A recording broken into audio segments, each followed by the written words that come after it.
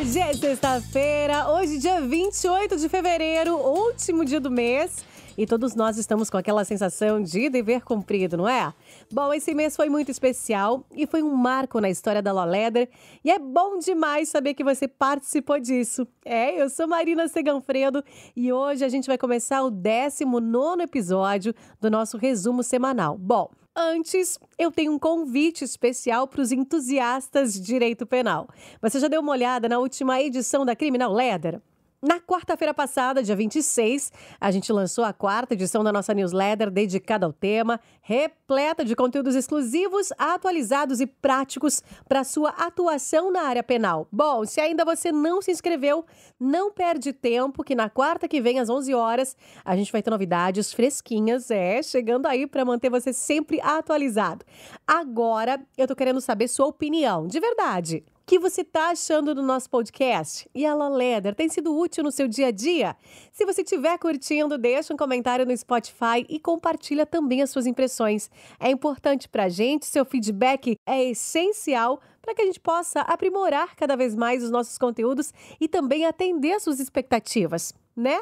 Então, bora começar? Justiça dos Estados Unidos nega liminar e deixa Rumble e Trump Media na berlinda. A juíza Mary Scriven, da Flórida, rejeitou recentemente o pedido feito pela Rumble e pela Trump Media e Technology Group para desconsiderar as decisões do ministro brasileiro Alexandre de Moraes. As empresas argumentaram que as ordens de Moraes violam a primeira emenda da Constituição dos Estados Unidos e impactam negativamente suas operações no país. No entanto, a juíza determinou que o caso ainda não está apto para julgamento, apontando que os documentos relevantes não foram processados de acordo com os procedimentos estabelecidos pela Convenção da Haia. Além disso, a juíza Scriven observou que, sem o envolvimento direto do governo americano, as entidades dos Estados Unidos não são obrigadas a cumprir decisões judiciais estrangeiras. Esse entendimento é suportado pelo precedente estabelecido no caso Yahoo, de 2006, onde se decidiu que tribunais americanos não devem revisar nem aplicar ordens judiciais estrangeiras antes de elas serem concretamente exigidas nos Estados Unidos. No entanto, a porta para futuras ações legais permanece aberta. A juíza Scriven deixou claro que novos pedidos poderiam ser considerados caso as determinações do STF comecem a afetar as operações das empresas nos Estados Unidos de maneira mais direta e concreta. Nesse caso, ilustra as complexidades envolvidas quando decisões judiciais de um país tentam ser impostas em outro, especialmente em questões que envolvem liberdade de expressão e soberania jurídica. Ele força a necessidade de um entendimento cuidadoso das leis internacionais e dos tratados como a Convenção de Haia, que regulam a apresentação e o processamento de documentos judiciais entre países. TJ do Ceará condena Tiro Lipa a pagar R$15 mil por piada sem graça. O Tribunal de Justiça do Ceará confirmou a condenação do humorista Tiro Lipa ao pagamento de R$15 mil por danos morais. A decisão decorre de uma postagem na qual o comediante alterou uma foto de uma mulher em um evento evangélico, substituindo o texto "Primeiro encontro de pérolas" por "Primeiro encontro de rolas". A alteração viralizou e causou constrangimento à mulher, que recorreu à justiça. A terceira Câmara de Direito Privado do TJ do Ceará considerou que a edição da imagem prejudicou a honra da vítima de maneira vexatória, destacando que a liberdade de fazer humor não deve sobrepor-se à dignidade das pessoas. Esse caso segue precedentes judiciais que impõem limites à liberdade de expressão no humor, como o ocorrido com Danilo Gentili em 2019, quando Gentili foi condenado pelo Tribunal Regional Federal da Terceira Região a 6 meses e 28 dias de detenção em regime semiaberto por injúria contra a deputada Maria do Rosário, após postar um vídeo com atos e comentários ofensivos envolvendo uma notificação da parlamentar. Esse caso reforça o entendimento de que a liberdade de expressão tem seus limites quando intersecta o respeito e a dignidade alheia. Quem nos ajuda a aprofundar essa questão é a especialista em direito penal e criminologia, Gabriele Dias Petersen. Doutora, consegue nos ajudar a entender até que ponto a liberdade de expressão pode ser usada como defesa em casos de humoristas processados por crimes contra a honra? No ordenamento jurídico brasileiro, a liberdade de expressão é um direito fundamental garantido pela Constituição. Entretanto, esse direito não é absoluto e encontra limites quando confrontado com outros direitos igualmente protegidos, como a honra e a imagem das pessoas.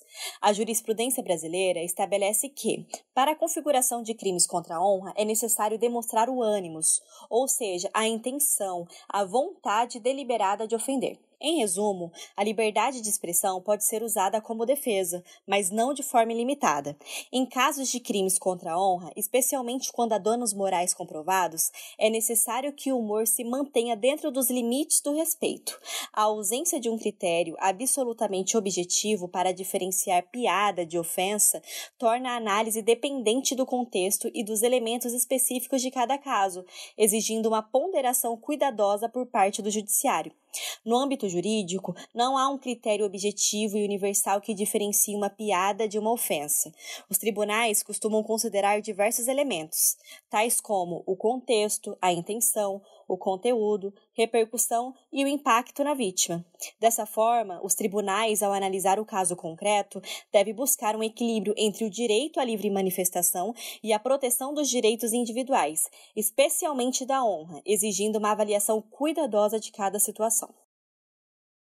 Excelente. Bom, assim ficou fácil de entender, né? Vamos para a próxima. Pix eleitoral. Pablo Marçal é condenado e fica inelegível. A Justiça Eleitoral condenou Pablo Marçal à inelegibilidade por arrecadação irregular e recursos em sua campanha à Prefeitura de São Paulo. De acordo com a decisão, Marçal solicitava doações de R$5 mil via Pix em troca de apoio político a candidatos a vereador. Prática julgada ilegal pelo juiz Antônio Maria Patinhos Horas. A defesa de Marçal argumentou que os valores foram restituídos e que a iniciativa visava equilibrar a competição eleitoral, já que ele optou por não utilizar o fundo eleitoral. Contudo, o juiz rejeitou esses argumentos, afirmando que a mera oferta de troca já constitui uma infração eleitoral. A condenação impõe a Marçal restrições à elegibilidade, sujeitas a recursos em instâncias superiores.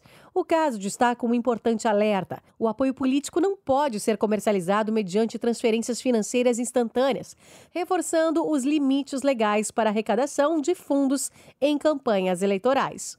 STJ cancelou o tema repetitivo e deu novo foco ao roubo. A terceira sessão do Superior Tribunal de Justiça, o STJ, recentemente tomou a decisão de cancelar o tema repetitivo 1227, que tratava de uma questão controversa sobre o crime de roubo, especificamente se a violência exigida pela lei deveria ser direcionada contra a pessoa ou poderia ser contra um objeto. A confusão surgiu em casos onde, por exemplo, um acusado quebra um vidro de um carro para roubar objetos dentro dele, como ocorreu no caso analisado, onde o vidro estilhaçado feriu a vítima. O relator, ministro Roger Fernandes, esclareceu que a legislação sobre roubo e furto já é suficientemente clara e que, para configurar roubo, a violência ou ameaça deve ser contra a pessoa e não apenas contra objetos. Com base nesse entendimento, o recurso foi retirado do rito dos repetitivos e será analisado individualmente pela sexta turma do STJ. Impacto legal. Bom, essa decisão do STJ clarifica a interpretação da lei, enfatizando que a violência deve ser exercida diretamente contra a pessoa para configurar o crime de roubo. Isso significa que ações como quebrar um objeto durante um furto não qualificam automaticamente o ato como roubo, a menos que haja violência ou ameaça direta à vítima. Vamos saber os efeitos da decisão? A resolução do tema repetitivo 1227 não altera automaticamente condenações anteriores baseadas na interpretação de que violência contra um objeto poderia configurar roubo. No entanto, aqueles que foram condenados sob essa interpretação anterior têm agora a possibilidade de recorrer de suas sentenças, argumentando que não houve violência direta contra a pessoa, conforme o novo entendimento do STJ. Essa decisão é crucial para futuros casos de roubo, influenciando como os tribunais devem interpretar ações envolvendo violência ou ameaça no contexto de crimes contra o patrimônio. Advogados representando réus em casos similares devem considerar essas novas diretrizes ao planejar defesas ou ao buscar revisões de condenações baseadas em interpretações anteriores da lei. STF valida busca pessoal sem mandado. sentou na calçada, levou a dura. A segunda turma do Supremo Tribunal Federal, o STF, validou por maioria a legalidade de uma busca realizada pela polícia sem mandado em uma mulher sentada em via pública em um local conhecido pelo tráfico de drogas. A decisão reverteu o entendimento anterior do Superior Tribunal de Justiça, que havia anulado a abordagem por considerar que não havia fundadas razões para tal. O ministro Dias Toffoli, que liderou a divergência, argumentou que a abordagem ocorreu em um ambiente já notório no cenário criminal e que, com a mulher, foram encontradas 87 porções de crack. Toffoli, juntamente com os ministros André Mendonça, Nunes Marques e Gilmar Mendes, ressaltou que o artigo 244 do Código de Processo Penal autoriza a busca pessoal sem mandado quando existir fundada suspeita de que a pessoa esteja envolvida em atividade criminosa. Por outro lado, o ministro Edson Fachin, que ficou vencido na votação, argumentou que simplesmente estar sentado em um local não deveria ser critério suficiente para justificar uma busca, alertando que tal prática poderia esvaziar as praças públicas e abrir precedentes para abusos policiais. Essa decisão reacende o debate contínuo sobre os limites da atuação policial e a proteção dos direitos fundamentais no Brasil. Enquanto a maioria da turma considerou que o contexto da abordagem transformou a suspeita em flagrante, Fachin destacou preocupações sobre o potencial para arbitrariedades nesse tipo de conduta policial, sublinhando a necessidade de cautela para evitar violações dos direitos individuais. Então, o que você achou das notícias de hoje? Alguma delas te surpreendeu ou então trouxe uma nova perspectiva sobre os temas discutidos? Bom, eu espero que esse episódio tenha sido proveitoso, oferecendo insights, oferecendo reflexões que possam aí contribuir para o seu cotidiano na área jurídica. Então, até a próxima sexta-feira. Law Letter, sua dose diária de inteligência jurídica. Um bom fim de semana, um bom feriado de carnaval.